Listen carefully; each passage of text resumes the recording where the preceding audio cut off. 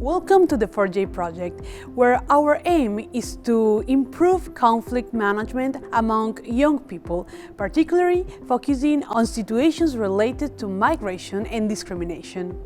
Today, we dive into our findings on restorative justice practices in youth organizations and educational institutions across Europe. Unlike conventional justice, which focuses on punishing the offender, restorative justice centers on dialogue between the parties involved and repairing the harm done to the victims, with the goal of rebuilding damaged social bonds. This method has become more and more important in Europe in recent decades, especially in multicultural countries where challenges arising from cultural differences require new approaches based on understanding and reconciliation. In this video, we'll share with you the main results of the interviews we have conducted on youth organizations and institutions that actively use restorative justice in their approach to conflict resolutions.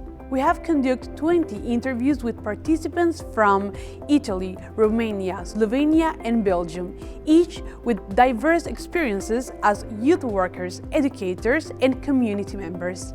Our findings shed light on a range of innovative restorative justice practices, with a dialogue emerging as a central tool for mutual understanding and conflict resolution. Among the most commonly adopted techniques, we found several that stand out as highly effective in these youth-focused settings.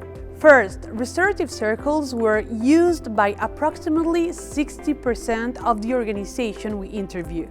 This technique promotes dialogue in a safe, inclusive environment where all participants can openly share their perspectives. This approach fostered understanding and accountability, making it especially appealing to young people.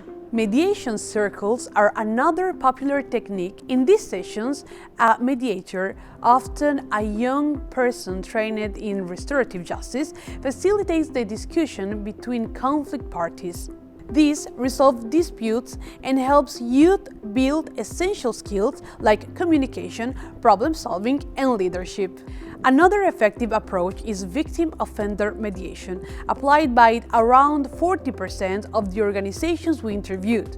This technique brings together the victim and the offender to discuss the harm caused, allowing the victim to express their feelings to the offender and the offender to take responsibility.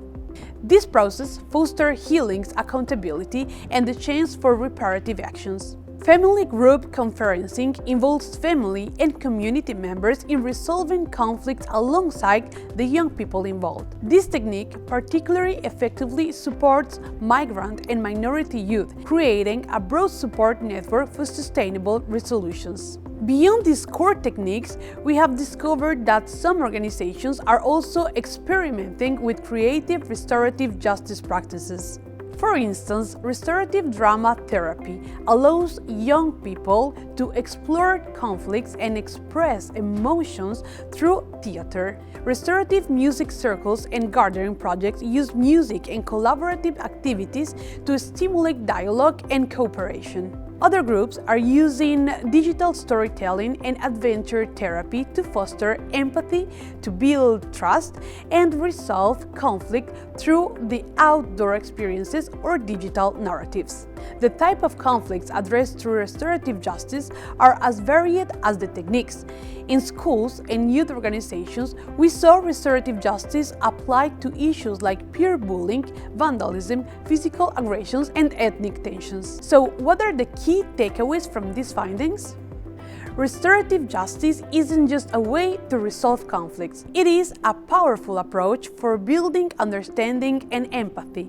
By involving everyone affected, restorative justice techniques empower young people to become active participants in finding solutions, turning challenging situations into opportunities for personal growth and stronger communities. Thank you for joining us to learn about the impact of restorative justice in youth communities across Europe. Stay tuned as we continue to explore and promote these powerful practices through the 4J project.